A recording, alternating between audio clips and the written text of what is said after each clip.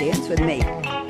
Never leave a lady alone on the Welcome dance to floor. Read My Lips Radio, a lively hour of unscripted conversations with savvy creatives. Producer and host, akaRadioRed, asks novelists, artists, photographers, designers, comedians, actors, musicians, composers, screenwriters, directors, and technology That's innovators all of you. about their creative passion, inspirational muses, and how they create. Ooh, how those lips can talk.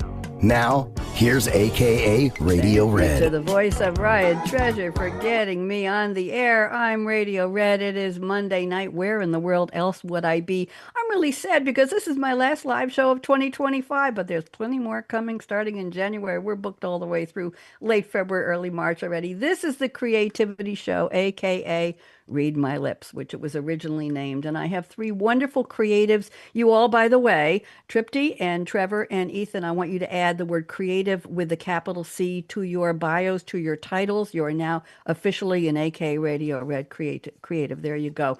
So I want to welcome all of you, and let's just do a little bit of an opening here before I greet you, and I have a gift for each of you. So today is December 15th. Where in the world is the world going, the year going, the day going, the month going? Ethan, I know. This is the 349th day of 2025 in the Gregorian calendar. And I don't know if all of you know it, but we used to have the Julian calendar. And seriously, Tripti, Julian forgot about 8 days in the beginning of October. And anybody who had those birthdays, they just didn't get them very often. I wasn't alive then, so it wasn't a problem. I'm a Libra, but I got to tell you, along came Gregorian. I call him one of the early creatives. I don't know if it was before he became Pope Gregory or not, but he said to his mom one day, "Hey, Mama, we got to do something about that crazy Julian calendar." So he added leap year every fourth year, and he added a day, and now we're aligned with the moon and the stars and the water and the tide, and everybody got their October birthdays back, and I think that's a wonderful thing. 16 days left, and I'm just going to go around the table with some advice. Ethan, if you're looking for something really exciting to drink on New Year's Eve, I don't care whether it's got what the bubblies are or not, the shelves are going to be, even on the online liquor stores, wine stores, wherever, the shelves are going to be cleared out in about 10 minutes. So right after the show, you go buy something. Trevor, you look like the kind of person who might be making homemade Kahlua. It's late, but you got to start because you want all those flavors to blend. And Tripti, I don't know your background, but I have a feeling there might be a grandfather with a whiskey still behind the house, and you got to rev that up because it's not prohibition anymore, but you got to get it going. You all don't have very much time left. I want you all to, before the end of the year, I don't know what I'm drinking, hot chocolate with fresh whipped cream and a little jigger of rum, and I've got it all ready here. I want you all to put your fingers up in the shape of the letter L, please, and we do a special shout out every week. That's it. On the count of three, I want you to follow my lead, and I want you to say, hello, LLL, just like that. 1, 2, 3. Hello, Hello, L, L, L, L, L. L. Be still by heart. Jordan Henson is our engineer for Voice America Media Empowerment. Jordan, they're number one of the year. Nobody, no three-person panel has ever done it exactly in sync. We didn't rehearse it. I am so excited and so proud of you. Tripti and Trevor and Ethan, you just blew me away. LLL is lovely, lanky Laura Legs, our most loyal listener. She hasn't been feeling well the past couple weeks, but I know she's listening tonight, and I want to just send her a happy holiday and hugs and love. She's been listening for years, and when she's feeling good, she'll send me an email at 6:01 p.m. Eastern Time right after the show, and she'll tell me, it's like a little book report, and she'll tell me what each of you said on the show and how much she enjoyed hearing you. So let's hope she does that tonight. I have to tell you, on December 15th, we're going to go back in time here a little bit. I have some top Billboard songs. I want you all to be very grateful that I'm doing this. In 1995, Mariah Carey and Boyz II Men were singing One Sweet Day, and I think this is a sweet day because you're all here with me. That was the number one hit. In 2015, it was Hello by Adele. Isn't that lovely? And this year, they think the number one for the year, but still right today, is The Fate of Ophelia by Taylor Swift. And of course, Mariah Carey's wonderful Christmas holiday, All I Want for Christmas Is You. So there you go. I have a couple of celebrity birthdays before we get started. Anybody remember? You remember Miami Vice? Have you ever heard of that TV show? Well, Don Johnson is 76 years old today. What? Wow. Actor, singer. He had a charting song he sang. He was a recording singer, producer, director, songwriter. He was James Sonny Crockett in the 1980 show Miami Vice. And he also played the lead character in Nash Bridges, but he set the tone for detectives who dress real classy. Also, anybody remember Lady Mary Crawley from Downton Abbey? Well, Michelle Dockery is 44 today. She was in not only the TV show, but three Downton Abbey movies. Adam Brody, who you may know or may not from the OC, and he's in Nobody Wants This, currently a very interesting sitcom with Kristen Bell. And anybody remember the Carol Burnett show? The wonderful, make us laugh, make us cry. Tim Conway was born today in 1933. He passed away in 2019 at the age of 85, and he was Mr. Tudball, and he used to talk to Carol Burnett, who was his secretary, Mrs. O'Wiggins, and that was a Romanian accent from his mom. It wasn't Swedish, and he was the oldest man. Today is National Cupcake Day, and it's National Cat Herders Day, and has nothing to do with real felines, so there you go. Now I'm ready to introduce all of you. Whew, it's a lot. Okay, here we go. When I call your name, I just want you to smile and wave a little bit. So, welcome to the Creativity Show, where stories ignite, aka Radio Red on her Scarlett Mic, live streaming bright. See how bright I am? The narration of creativity. Our topic today takes center stage, where curiosity and courage turn the page. Trevor Harrison, Trupti Gokani, MD, and Ethan Starr join today. Three seasoned creatives with a lot to say. Hear their paths and insights at our roundtable true and enlightening and inspiring hour we're bringing to you. So here we go. Trevor, you're up first. From working class roots in Edmonton, where his story began, Trevor drew curious, a thinker, a writer, a traveling man. Across Canada, the US, Europe, horizon stretched wide until sociology called him Trevor, Trevor, with questions deep inside. A professor, a scholar, 12 books proudly penned, where lived experience and insight gracefully blend. From poetry and memoir to tales both wise and light, Trevor's words echo the lives readers recognize at first sight. Travel fuels his thinking, each language, place, and sound where body, mind, and memory creatively meld and rebound. With journeys from Turkey to Vietnam lighting the way, Trevor turns movement into meaning and creativity that will stay. Trevor, I hope you like that. That was very nice. Thank you. You're very welcome. You've been on several times, and I have to do a new one for you every time you're on the show. So I just want you to know. And they're all quite wonderful. I'll take quite wonderful any day of the week. Thank you very much. And Tripti is next. Born in Kampala, Uganda, Tripti's journey began. Smuggled to safety, a courageous young plan. Raised in Chicago, where two worlds aligned, Western ambition and Eastern roots intertwined.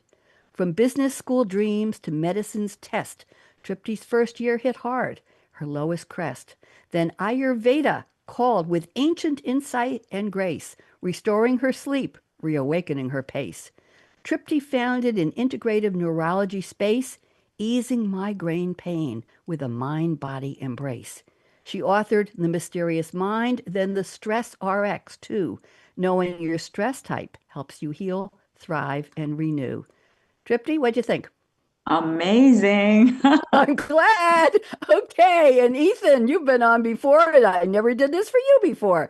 So, raised in Amherst, Mass., where ideas fill the air, with his mathematician father at Amherst College there. Math and history caught Ethan's eye. Quiz shows honed his wit. And as schools match wits, his curiosity proved a hit. From pickle factory summers to degrees earned with care, political science, political science, that's the show, and library science shaped how he'd prepare. A Warren Buffett biography sparked markets, numbers, and drive, where research met investing. Ethan's ideas came alive. From nonprofit profiles to launching his research domain, he gathers colorful facts beyond what others just see plain. With his book Billionaire Trivia set to debut and impress, Ethan proves curiosity is the foundation of creative success. Ethan, what'd you think? Thank you. Very impressive. You're welcome. Very Really impressive. Quite good. I really enjoyed it. I'm glad. And let me wrap this up so we'll get the show started. So gather around where the cool vibes of the cool kids sway as we dive deep into creativity. Yes, right here now today, aka Radio Red's energy. That's me, lights the way. We hope to inspire you to live large, love life, and play. Everybody good? Oh, good. I'm glad. I'm glad. That's my gift to you. Show's over. Okay, you go home now. Okay, now, what I'd like to do is give you each a minute or two or three at the most to tell us a little more in 12 lines. I couldn't possibly tell your whole story. So, Trevor, I'm putting you up on speaker view. Welcome back. Always lovely to see Oh, you. And shout out to Mickey Mickelson, who introduced us a couple of years ago. I thank you for the mhm. for the referral and the introduction. Trevor, anything you'd like to tell us more about who you are and what you do that I didn't cover? Go ahead. Yeah, well, maybe actually some updates in some sense. You'll see actually the picture behind me here. That's actually a photo, a pano photo of Ho Chi Minh City, because I just got back from Vietnam about 9 days ago or so. So I've recuperated now. Fabulous 3.5 weeks or so traveling with my adult son from the north of the country down to the south, and just wonderful time. So, as you know, Red, I have a fairly eclectic number of things I'm doing, from poetry to short stories, creative writing, and of course, still my academic work. And anyway, part of that is inspired always by travel. And so I've spent a lot of my life traveling to different places. I love seeing different things. I love the stories that come out of it. I love meeting with different people. It's that's for me what life is about, and so creativity really flows from those kinds of experiences. Thank you and welcome back. And by the way, your Canadian accent is showing today, Trevor. I picked up on at least three boots. I love the accent. I'm teasing you with kindness and love. You know that. So Oh, thank it's you. all fine. Thank you so much. Thank you for asking to come back on the show. I appreciate that very much. It's lovely to see you. And now let's go to Trupti Gokani. I met you at the Publicity Summit a couple of weeks ago, a couple of months ago, and there's another one coming up in February already. And you intrigued me, and I said to you, "Quick, do you want to come on the show? I have an opening on December 15th. Tell me right now. Give me your phone. Give me your name. Give me your email. I want to." And you said yes. So here you are. I'm putting Oh, you on. 2 minutes. We had 2 minutes on the clock with a moderator, a monitor saying to me, "Okay, time's up." I said, "No, not yet. I'm not done with her yet." Okay, I'm putting you on speaker view. Why don't you tell us a little more about yourself and explain Ayurveda, please? Go ahead. Yeah, so that discovery of Ayurveda that first year in medical school when I was struggling with sleep issues really just opened my eyes up to the beauty of Eastern medicine. And as a Western person growing up in Chicago, even though I'm Indian of origin, I really grew up with the Western model. And so while my eyes opened up to this model of Ayurveda, we made up of five elements: air, space, fire, earth, and water. Every one of us is born into a state. We're either the air space kind of Vata personality, the Pitta fire personality, or the earthy water and personality. And the goal is really to kind of to know your birth state and then get to know where you are now, because that disconnect equals stress.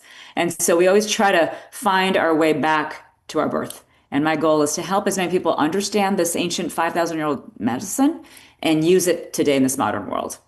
Can you tell us which state we're in just by meeting us? Could you tell me or Ethan or I'm not meaning to put you on the spot. I don't know how it works. So Yeah. how much in-depth interviewing or profiles, what does it take to tell us about? I'm just curious. What does it take to tell us? Yeah. Yeah. Great question. Actually, it came up on Saturday. I was doing a workshop, and that was one of the audience members said, "Can you just tell what I am right now?" A lot Okay. of it is there is physiology to it. Like for example, I'll just speak to me like bigger teeth, kind of softer nose, rounder face. That goes along with the Kapha earth type, thicker hair, and you've got some of those rounder features, rounder face, kind of thick hair. The earthy state is that grounded, kind of bigger physiology. The Vata, kind of smaller frame, moving, going, doing, kind of smaller personality. So smaller, not personality, smaller frame, big personality because they like to talk a lot. So you can kind of gauge a little Uh-oh. bit. But if we get chatting, maybe towards the end of the hour, I can give you guys some hints. That would be fun. All right, we'll save some time for that at the end. I'll try. Yeah, that will stay. Well, Ethan has to leave at 6, so let's see if we can squeeze it in. Ethan Starr, welcome back. Always lovely to see you at the summit. And I'm putting you on speaker view. Anything else you would like to tell us? Go Sure, ahead. absolutely. Thank you. Well, even before I went to library school, when I was a little kid growing up in Amherst, I read all the Hardy Boy books and I really wanted to be a private detective when I grew up. And then I went to library school and I said, really, being a librarian is kind of like being an intellectual detective. You're being a detective, but you're not searching for how to solve a crime, you're searching for information. How Mm. do you find the information you're looking for? And I really enjoyed going to school. And then I finished and I said, gee, I ended up getting a job at a nonprofit doing fundraising research and I researched major donors. So that was very interesting. It's kind of like doing any kind of sales work, or if you're an attorney cross-examining somebody, whether they're a customer or a witness, you want to know their story in advance, and that is same is true in fundraising. So I Mm. did that for 3 years, and I said, gee, I wanted to go in a little different direction, and I went out on my own and started researching the stories and gathering information. And the end result is this book, Billionaire Trivia. These fascinating stories of American billionaires, and it's one of the challenges is first of all, I have to find the information, and that lots of reading. I'm always looking for information, and also if I can have a chance to meet a billionaire, which is challenging because they're often have very busy schedules, and I'm always alert to if they publish a book, they're doing a book tour, and I can meet them at the book tour, or other places, and it's a challenge. So. Very interesting. I will tell you, Trevor knows this. I have another show called HB to You, which is Happy Birthday to You, and it's just a fun show. I do 3 or 4 a week now, and I invite any people I meet on this show and my other shows to guest co-host with me. But Ethan, I research just like I did at the top of the celebrity birthdays. Social media star birthdays, they have to have at least 1.5 million followers, fans, subscribers, or views of a single video. And then I do this event, the day event in music history. Not the day of the show, but it's not anybody's birthday that I know necessarily, but it's milestones on the date of the show. And then I do wacky holidays. Ethan, it takes me 3 to 4 hours to research one show for about a 30-minute show. And I send the list to the guest 24 hours in advance, and it's up to them if they want to read it in advance and add their own comments, or whether we just take turns reading down. But I'll tell you, I'm trying to find more efficient ways to do research. But Ethan, I think you will recognize this and understand. I fall down the rabbit hole of research, and I love it. I found cupcake National Cupcake Day. Well, it wasn't enough that I had a timeline of when the word cupcake first appeared in a cookbook in 1872 or something like that, and what it was originally called. 1, 2, 3, 4 cakes. Did you know that number cakes they were called? Because it was what was it? 1 cup of sugar, 2 cups of flour, 3 eggs, and something else, because they didn't have measuring cups in the 1800s like we do the Pyrex cups. So it was called 1, 2, 3, 4. So anyway, and then I found out when it was in a movie and when somebody else talked about it. It was an hour of research just on cupcakes. And I had a blast uncovering it. But I looked and it was dark. I thought, I better put the lights on. So, Ethan, I understand that quest. It's powerful, but I find it compelling to research, don't you? Oh, What do you, absolutely. I mean, just the I stories you love just it. told me are fascinating. That's what I enjoy about the research. And the challenge really in researching, though, is finding something that's fascinating enough to be, to put in a book or on a podcast, but not so lengthy the story will, you know, bore listeners or readers. That's right. And I will tell you a quick fact. You'll all appreciate this, I think. In the 1950s, pre-mixed cake mixes came out, and we had muffin tins. So you could make muffins and cupcakes that were all about the same size and look cool. However, big problem. They marketed them and they sold them with dehydrated eggs and fat and everything in the box. And Oh, American women said, I feel guilty. I couldn't possibly use a mix where everything is already in there. I feel disconnected. I don't feel like I have a role in this. I'm just pouring this in with maybe, I don't know, water they're adding or something. And it's just coming out as cupcakes. That's not right. So then they said, you have to add the eggs and the oil and the water and the milk fresh. And then they said, oh, yay, we're really baking cupcakes. The word is guilty. Who knew that American women didn't want that level of convenience? See, Ethan, I mean, this is ground shaking, So, and I appreciate why the recipe box always says add 3 eggs, half a cup of oil and water. And the trick is to put the water in the measuring cup first, half cup, and then add the oil. It doesn't stick as badly. Okay, thank you all for the interesting information. We're going down some rabbit holes here. I want to move on. This is the part of the show where I've asked each of you to please send me a fictional quote from a movie or a TV character or a song lyric. And we're starting out with Trevor. By the way, Trevor, sir, what does the W stand for? I have it in my notes, but not on your name. Who are you? Wesley. Very Oh good. my Kind of goodness. a Scottish Protestant, name. Yeah, it was in the Trevor family, and so they kept it. Very nice name, by the way. Okay, so you have sent us a line, a very famous line from a song performed in 1966 by the American folk rock band Buffalo Springfield. And the song was written by none other than Stephen Stills. And I'll just give you a little background. He wrote the song in response to the curfew riots in LA in November 66. Police were confronting young people who were mad. It wasn't about the Vietnam War, it was because there was a curfew at 10 p.m. at clubs on the Sunset Strip. And that's where emerging counterculture and music was happening. And kids said, but we want to stay out later than 10 o'clock. And the police said, no, you don't, go home. So he wrote the song to talk about the confusion, the mistrust, the generational divide, the sense that something important was shifting. And the lyrics were intentionally ambiguous and observational. And here you go. By the way, it reached number 7 on the Billboard Hot 100 the next year and later appeared on their debut album. And the line, of course, is there's something happening here. What it is ain't exactly clear. What a fabulous line. I think it's very current too. Trevor, I'm putting you back on speaker. Everybody's nodding. Yeah, Trevor, why don't you go ahead and tell us what this has to do with your creativity, please? Go ahead.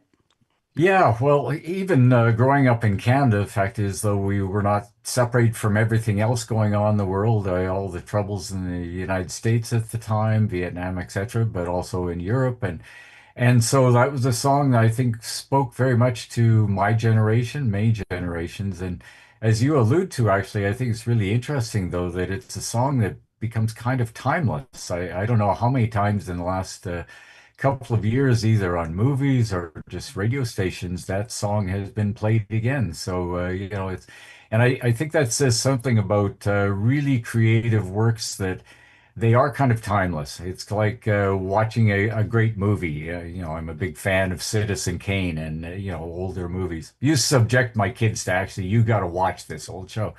But I think there's, literature, art, music, all of these things, when they're really good, they have a capacity to speak to people over generations and never really date. Thank you very much. Very iconic song, iconic lyrics, and I didn't know the background to that, so I was happy, Ethan, to do my research on Trevor's quote. There you go. See, it's important to know this. Let me move on to Tripti. You have sent a very interesting quote. I think it may be iconic as well from Morpheus, played by Lawrence Fishburne. Everybody knows where we're going with this. Speaking to Neo, played by the wonderful Keanu Reeves. The movie The Matrix, 1999 sci-fi film directed by the Wachowskis or Wachowskis. I still don't know how to say that. It takes place in 2 overlapping realities, a simulated late 20th century urban world that appears familiar, and the stark post-apocalyptic real world where humanity is unknowingly enslaved by machines. Nobody say a word, please. Okay, here is the quote Tripti has selected. You take the blue pill, the story ends. You wake up in your bed and believe whatever you want to believe. You take the red pill, you stay in Wonderland, and I show you how deep the rabbit hole goes. And there's that word. Okay, there's that phrase. Tripti, how did you pick this? How did you find it? And what does it have to do with your creativity, please?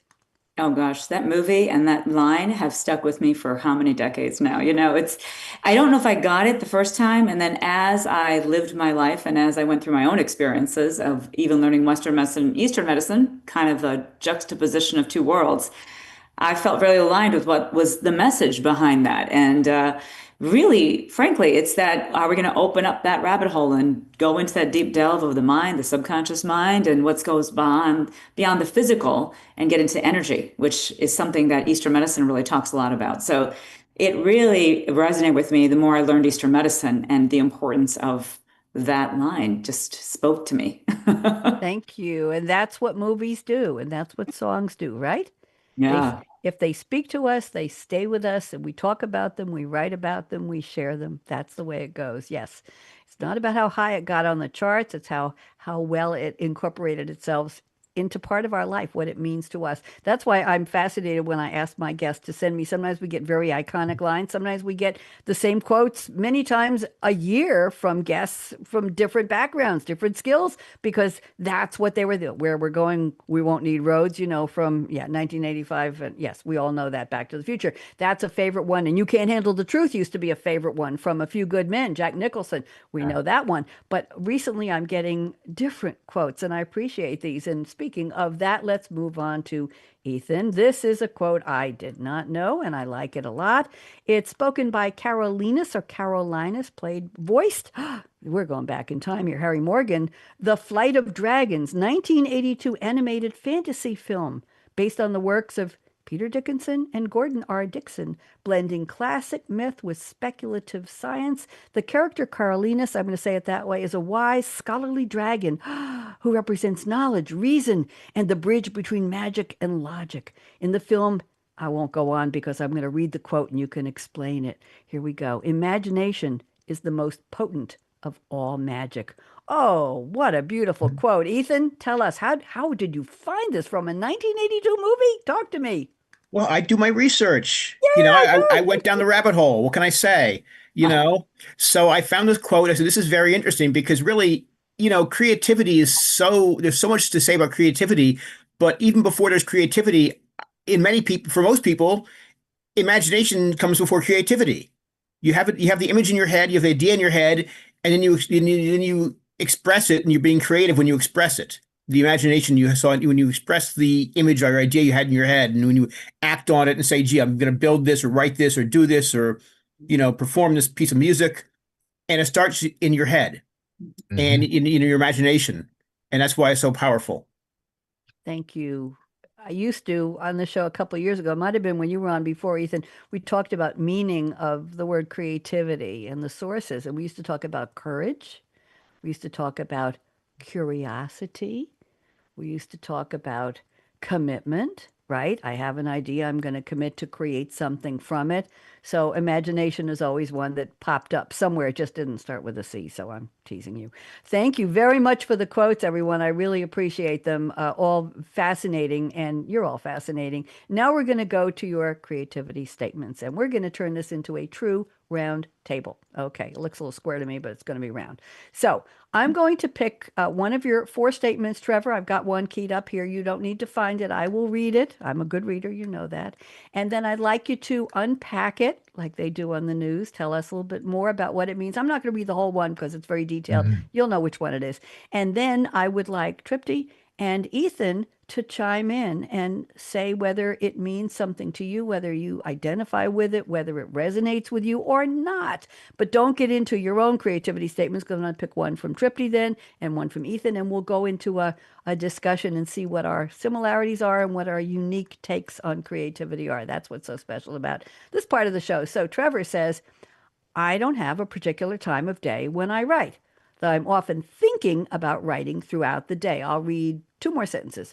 My inspiration comes when I'm walking, cooking supper. You can come and cook for us anytime. Working out at the gym or vacuuming. An idea comes to me and I must write it down before I lose it, or the passionate energy that the idea invokes. And I have a great quote from David Byrne about just this. Trevor, tell us a little bit more. Vacuuming, baking supper. What are these ideas that bubble up? Tripti is already nodding, so we'll get her to say something. Ethan, you got to think about it. Trevor, go ahead. I'm putting you back on Well, speaker view. I sometimes read about people who say, they're very dedicated, far more disciplined than me, I guess, who say, well, I get up at 6 in the morning, I have a coffee, I go to the, office, I start writing and I write till, 10 o'clock and I got to produce X number of words or something. I just couldn't do it. For one thing, I don't get up at 6 o'clock, but I will have my coffee when I get up. So what I find is it's in some ways the creative part of my brain can work while my body is off doing something else. And so if I'm running, and as long as I pay enough attention to not trip and break my neck. But, my brain can be working on something else. Maybe it's a project, maybe it's a problem or whatever.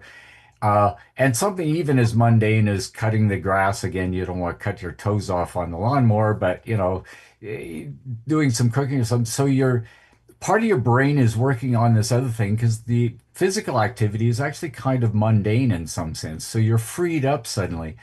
And I think for a lot of creative people, the most important thing is time and space where you allow your brain to actually kind of wander. And again, that's kind of what Ethan was talking about, the imaginary, being able to imagine things, having the time and space to allow your brain to kind of do that. So that's kind of what I was getting at there in terms of my particular process, is to allow things that will give my brain that space to do that kind of work.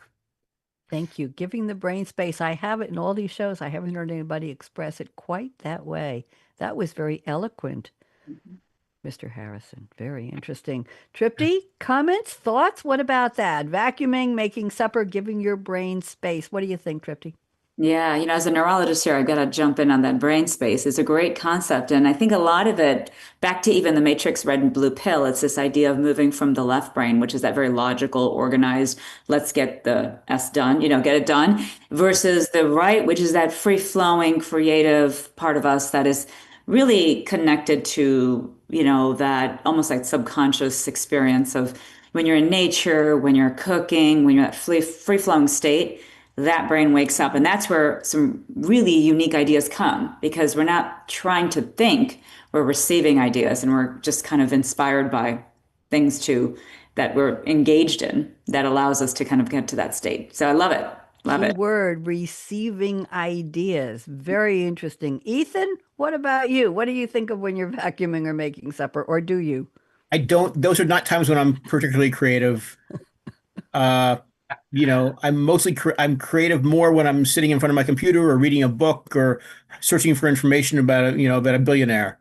But, no, definitely not while vacuuming or, I'd be more likely to have an idea or be creative while I'm driving. Mhm. Okay. Yeah. Interesting, interesting. What do you do with that idea? Do you speak into a speaker recording on your phone, or do you have a note piece of paper while you're driving and you jot it down? Don't tell us. We shouldn't I know try that. to put a note in my phone as soon as I can. I mean, I usually, hopefully wait for a red light, or if I have to, I'll pull over, and just jot it into a note in my phone, and put it into my computer later, or write it down someplace if I'm not driving.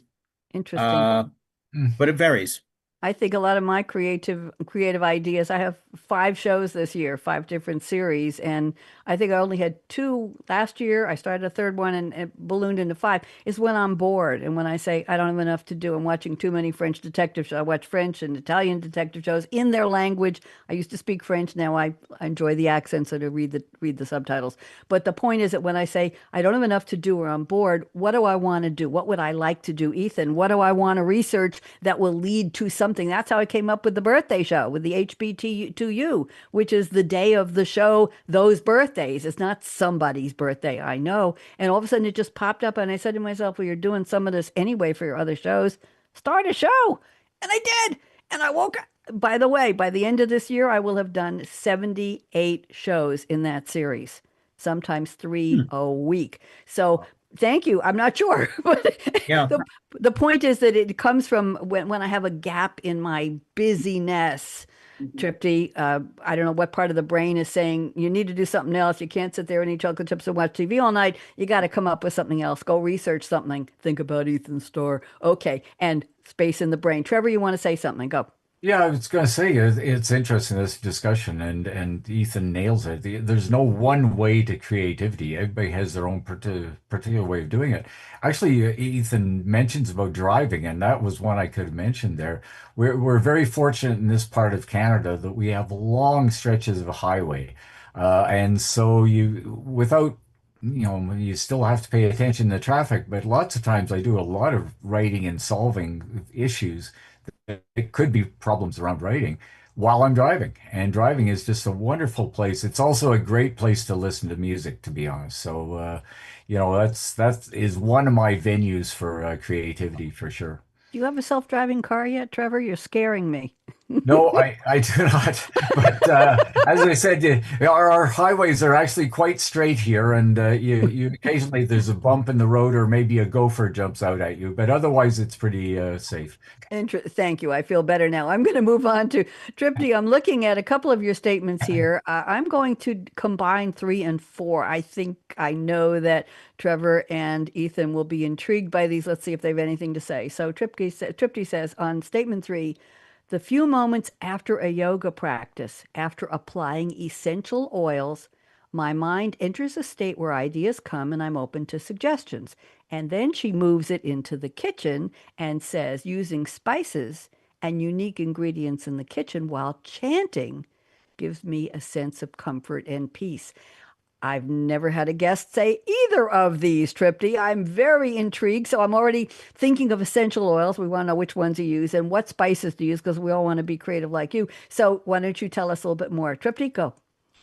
Yes, it's all about senses, the 5 senses. When it comes to engaging the nervous system, it's how do we get those senses activated? And so many of us go on with our day, move, move, move, and go, go, go, and don't pause and stop to smell the roses, right? So part of it is like essential oils. When you think of the nerve, the olfactory nerve, it's the only cranial nerve that kind of moves out of this, like the brain, the structure of the brain, and comes out to say hello. And it's in the cribriform plate right there in the nose, and it's actually waiting to receive a scent. So it can go back and talk to the amygdala, the fear center in the brain. And what's fascinating is that the scents that we use, if we use lavender, we can use eucalyptus, we could use sandalwood, whatever, rose, whatever kind of appeals to you, can actually go back and communicate with the nervous system and give it a sense of peace and calm and joy and safety, which is nice because when we're moving and going, just even doing that can stop us in our tracks and get us to kind of move inward. So that's the sense. And in spice is really similarly, there's 6 tastes that are supposed to be in every dish we eat, but very often we don't get all 6 in. So most Western foods are sweet, sour, salty. And then the Eastern adds that, mostly Eastern foods add that bitter, pungent, astringent. A lot of Western foods don't have the bitters and pungents and astringents. And you get that from like turmeric and from cumin seeds and from fennel and, coriander. And so we can, even in our Western foods, as rosemary and thyme and add things to just spice things up because that enhances the palate and that brings on kind of an opening of the nervous system. And then back to receiving, you start to receive more because you're not in that state of being. You're kind of in that openness of like, ooh, what does the universe want to share with me? Or what do I have to receive? And it's kind of a cool place to be. That's a very cool place to be. Everything you said, Trevor's just chomping to talk about this. Trevor, go ahead. My mouth is actually watering, having just been in Vietnam and some of the wonderful foods we had there. Yes. Yeah. Well, what strikes me immediately is we do quite often forget about the importance of smell and taste. We think about hearing things, we think about seeing things. But I have a book that is supposed to be out sometime in the very early next year about travels across the Middle East, the hippie trail many years ago. Mm-hmm. And I've told people that one of the things that takes me back in time as much as anything, it's not a great smell, but the smell of diesel oil. The smell of a diesel truck suddenly will take me back to places that, quite often that's the vehicles that we're driving around. And I'm immediately back in the scene of some town or some city someplace. But what Tripti's saying here is how really powerful smells can be and taste can be in just conjuring up all kinds of images and thoughts and memories about things. So yeah, I concur entirely. Thank you. Very interesting. Ethan, any tastes or smells that you want to share with us? I'm sorry, I said that didn't come out right. Talk to us, please, Ethan. Sure. Well, look, interesting taste. I'm always looking for interesting and different tastes. There's always something I'm open to trying. And, I don't really, unfortunately, use much as far as the way of like lavender or other, interesting aromatics in my apartment, which might, would probably be helpful as far as calming me down, perhaps, and just relaxing and just put me in a more relaxed mood to do research. But most of the time I'm reading, and I get engrossed in that, and I might just tune everything out. Mm-hmm. So There you yeah. go. Tripti, I have a problem with salt because I need more than usual to taste it. My salt taste buds have dulled over the years, and I've come up with very often in the evening if I'm working, doing shows and doing my research, and I might not get around to making dinner till 8 or 9 at night, which I know you're not supposed to eat that late. But I'll make a soft scrambled egg made with a piece of mustard cheese inside of it, and then a very soft roll cut in half and toasted with a little tiny bit of butter. But I've learned to put salt into the eggs as they're cooking instead of standing there with a shaker and doing it once they're on the plate. And that seems to, and I know I'm not supposed to have a lot of salt, but salt is still my favorite spice. I don't know. Is that a terrible thing? Am I getting the pungent? Am I getting the bitter? Where does salt fit in? Salt, it's in the sweet, sour, salty. It's the salty. So the Okay, nice thing about that one is that what you did is really interesting, actually, because when you look at Indian Ayurvedic cooking, there's something called a tarka, where they take like ghee and they put the spices and let the spices pop, and then you put the vegetables in.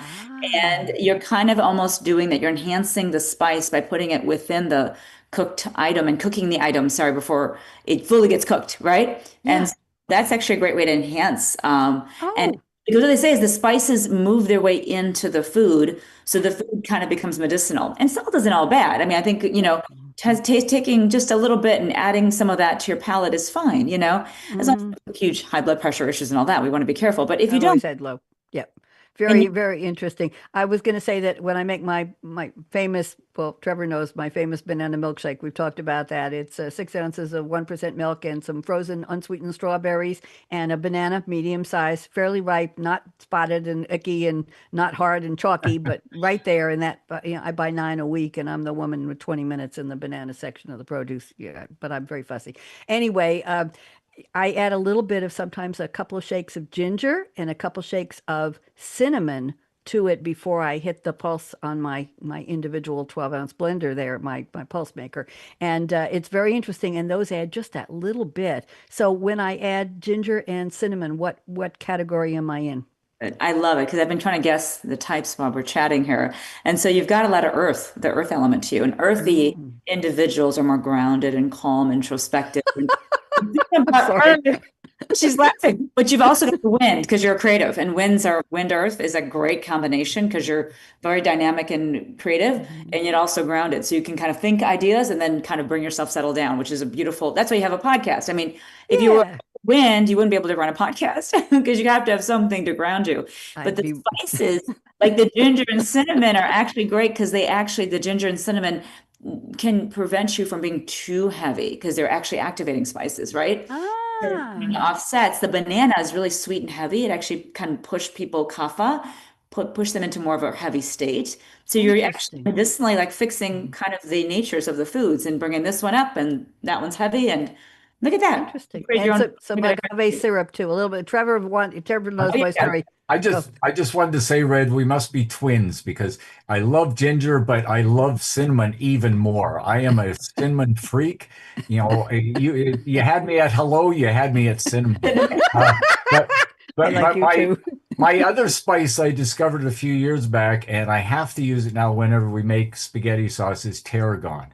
Oh, I love stop, tarragon, stop, and stop. yeah, that's Potatoes, small potatoes, cut them oh, small, fry them in a little bit of butter, put tarragon and basil in them, and you will go yeah. to heaven. I had them Try at a that. restaurant 30 years ago, and that's a treat if you're making scrambled eggs or something for Sunday breakfast. Skip the bacon.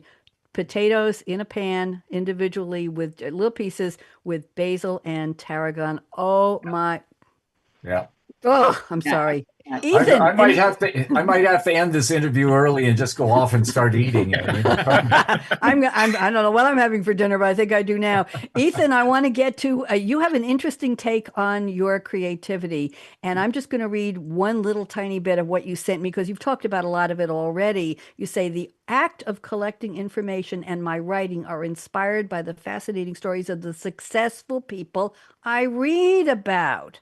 Okay. I Yes. mostly create inside various times of the day with the music off. I read, I take notes in my living room. I write on my laptop in my home office. And you like to attend meetings like Warren Buffett's Berkshire Hathaway meeting. So the point is that you're grounded in your creativity seems to be fed by meeting people, reading about people more than we're not going to talk about where and time of day and all that. Can you give us a little bit more on that, please, Ethan? Absolutely. Well, but it's just going to Warren Buffett's, his company, Berkshire Hathaway, has an annual meeting every May in Omaha.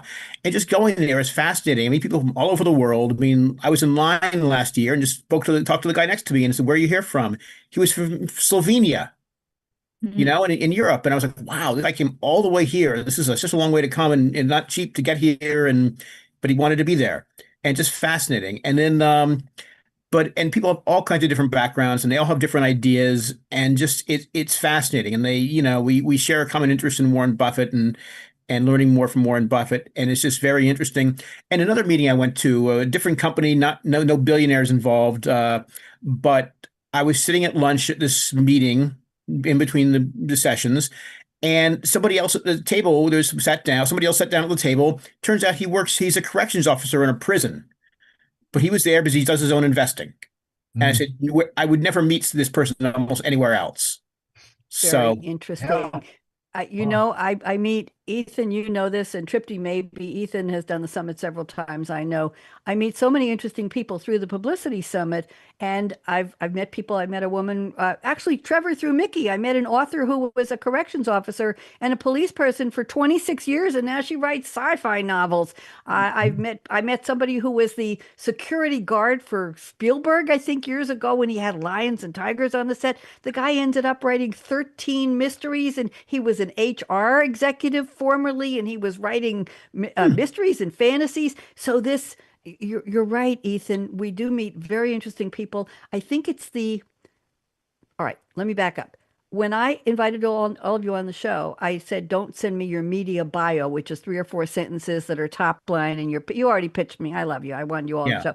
Send me an origin story. That's the key to me to getting to know you. That's how I created those rhyming, I don't call them poems, rhyming bios for the beginning of the show based on what you told me. That's what made you created the person who you are creating, who you are being right now. That's what I'm interested in. So I stopped asking for bios and started asking for origin stories a while ago. And I find that's where I see the little fascinating things, the little bits and pieces. Where did somebody grow up and what were their parents like and what were they doing? And when I do my HB2U show and I do the backgrounds on the stars who were having their birthdays on that particular day, you wouldn't believe some of the stuff that's discoverable on their IMDb database or on their Wikipedia. This Adam Brody, who's 46 today, who's been in a whole bunch of shows, he dropped out of community college at 19 and moved to Hollywood to be a star. He did poorly in school, and he's not afraid to say, and you know what? He spent most of his teens on the beach. He was a surfer. He didn't want to go to school. He wanted to be an actor, and he is. So interesting, these backstories. Ethan, I'm trying to say that there's so much about people that the top line, what we say we are and we do, that doesn't even scratch the surface on how we got there. I'm fascinated. Agree? Totally. Agree. Good. I thought you'd agree with me eventually. I'm only teasing. I want to read a couple things to you. We have about 7 minutes left, and I want to read some things. I have some interesting quotes, and thank you all for doing the background work on yourself to tell me what your creativity statements were and all that. Very, very interesting. So I have some movie quotes, and I'm going to read you one of my poems. I write poetry every Wednesday all year long, and then every single day in the month of April. In the month of November, I'm part of the Writer's Digest poetry group. It's online, it's free, and the moderator sends us a prompt every single day during the months of November and April, and then every Wednesday the rest. It's like being addicted to everyday poetry, and all of a sudden, oh my God, it's only one day a week on Wednesday. We're all going through this withdrawal now. So a couple of quotes. Lucy Maud Montgomery, who wrote Anne of Green Gables, you might have heard of it, 1908, Canadian author, Trevor. Here's an I've been to the house. I've been to the house in See, PEI. and the host, you see both the hosts. Okay, I love you.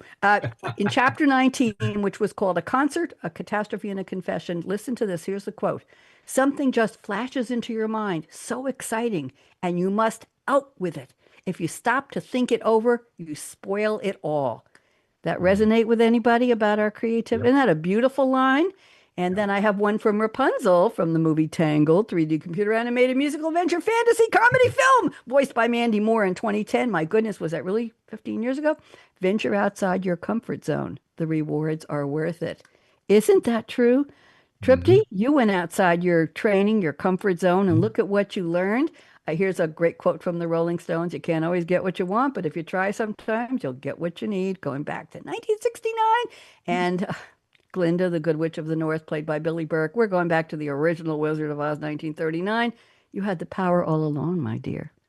We had it to be creative. It was there. And David Byrne talks about his little beginnings. Remember David Byrne, rock star? Okay. Talking Heads frontman. And he says, you're already more creative than you think. You just need to pay more attention to your ideas. He calls them the little beginnings. Write them down, scribble them somewhere, record them somewhere, and then go back to them.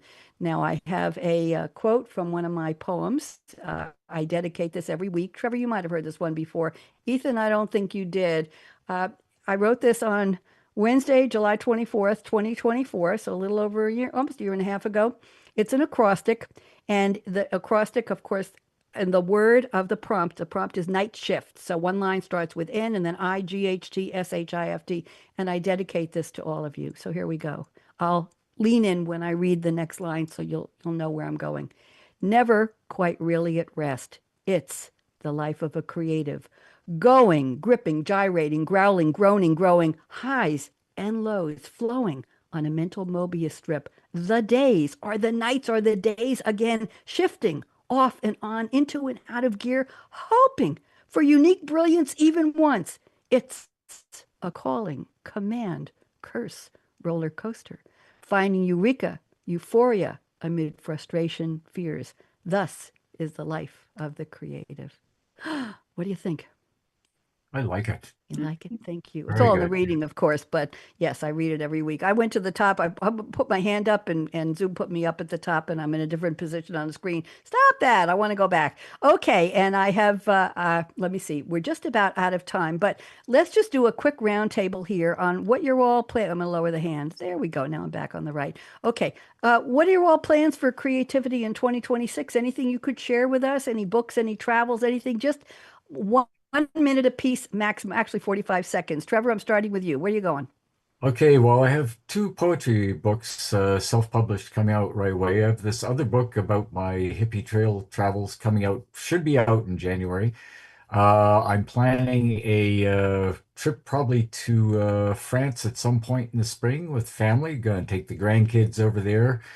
And I'm also working on some short stories, fictional short stories. This is a little bit more of a stretch for me, but I've got four or five in the can already, so I'm pleased with them. So yeah, lots of things to do in 2026. Looking forward to it. And you're sure you don't get up every day at 6 and write with how prolific you are? Don't even answer that one already. We got that. Tripty, what's up for you in the new year?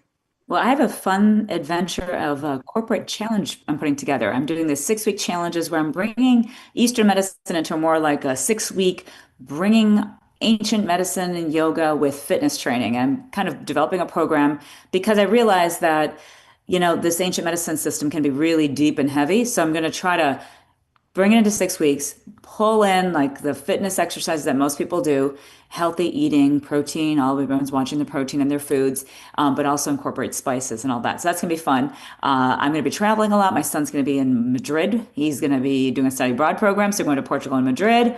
Daughter's in San Francisco, gonna go visit her out there and just kind of do my thing and blend East Lovely. as much as I can. Lovely. We want to hear about that. Ethan, plans? Sure, absolutely. My book is going to be coming out in January. Congratulations. So late January, it should be out and available on Amazon. And the challenge for me will be to creative in how I market it, and how I reach readers and just, where I can advertise and where I can maybe appear in other media outlets as well. So that's the challenge I'm looking forward to. There you go. Rumor has it that claymation characters are gaining popularity on little TikToks and little promotional videos and little scenarios. And I don't know if you know anybody who can make claymation for you, but apparently they're talking and they're moving and they have little signs under them with the transcript of what they're saying, and that's becoming. I'm seeing a lot of that. And yeah. So anyway, You'll find your niche in where you need to be, I'm sure, Ethan, because everybody knows you do such great research. I I want to try. thank all of you so much. Don't go away. We're going to stay just for a couple minutes. I know Ethan has to run. In 2014, I closed the show with the top 10 tips for women, even though I don't always have all females on the show, obviously, for today, but I thought you would enjoy this. The number one tip in 2014 was aspire to be Barbie. The biatch has everything. Okay. That was 11 years before the movie. Okay, now I'm going to close with my reel. Then we'll play the music and we'll rock it out. Life is short. Break the rules. Forgive quickly. I still am trying to work on that. Kiss slowly. It's the only way. Love truly. Laugh uncontrollably. Everybody laugh with me. 1, 2, 3.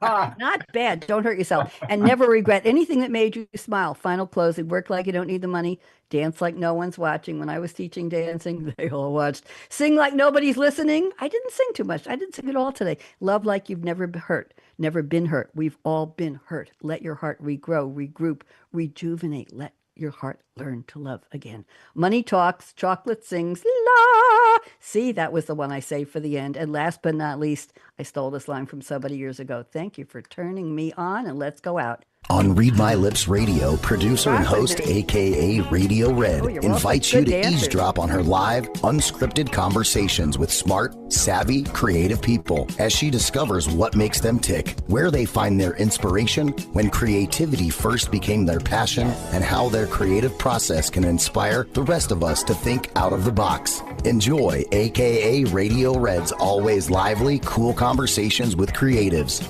Oh, how those lips can talk. Thank you to the voice of Ryan On Treasure. Read My Lips. All right, Ryan, you have enough there. I want to thank my 3 very special guests, Trevor Harrison, all the best, Trupti Gokani, lovely to meet you. I'm so happy I met you at the summit. Stick around, we'll talk for a minute. Ethan Starr, you're always a star. There you go. I try. Thank you. Radio Red, everybody, and thank you to Jordan Henson, our engineer, getting us on the Voice America Media. It's VAM now, VAM Empowerment Channel. Say goodbye to social. Bye-bye, social. There we go.